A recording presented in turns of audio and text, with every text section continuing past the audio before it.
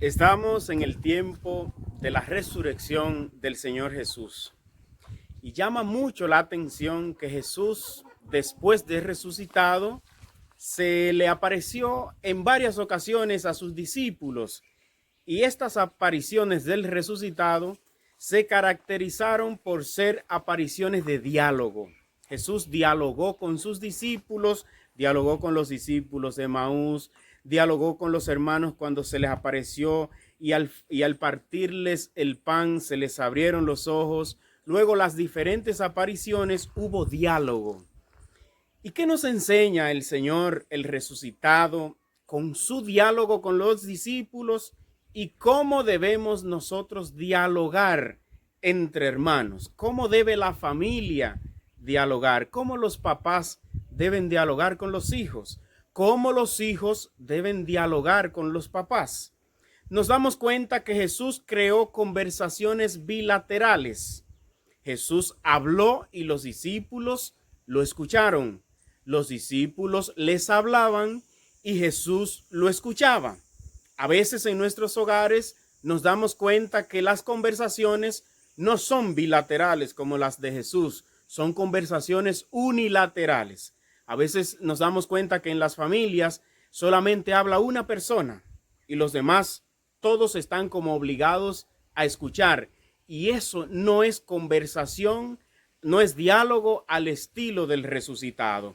En una conversación unilateral, por ejemplo, cuando solamente el papá de la familia habla, él es el que suele dar órdenes, es el que suele hacer preguntas, es el que suele preguntar a los hijos que qué es lo que les pasa, que qué les sucede cuando estos no quieren hablar o no se quieren comunicar, qué es lo que les sucede. O miren, yo quiero que aquí en este hogar me traigan buenas notas, me traigan buenos testimonios, buenos ejemplos. Hermanos, estas son conversaciones unilaterales, donde solamente habla uno y los demás escuchan. La propuesta del resucitado es que en tu hogar, en tu casa, se creen conversaciones bilaterales, donde uno habla, el otro escucha, pero también el otro habla y así pueden autoescucharse cada quien. Qué hermoso es cuando el papá se sienta a escuchar a sus hijos, cuando la mamá se sienta a escuchar a su hija, o cuando el hijo se sienta a escuchar a su papá. Esto es una conversación bilateral, tal como la ejerció Jesús con sus discípulos. A veces también vivimos la trágica experiencia de que cuando el hijo quiere comunicar algo esencial de su vida, no se lo comunica al papá, no se lo comunica a la mamá, se lo comunica a un amigo, porque se siente que con ese amigo puede realizar una conversación bilateral. Se siente escuchado, siente que el otro no está solamente ahí, sino que pone su persona y está dispuesto a colaborar, a ayudarle en lo que necesite. Pero a veces no se da eso con los miembros del hogar.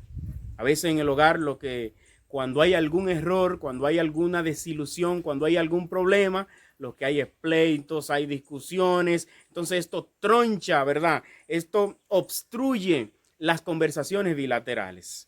Pues Jesús te invita en este tiempo de la Pascua, en este tiempo de confinamiento, en este tiempo en el que estamos todos en los hogares.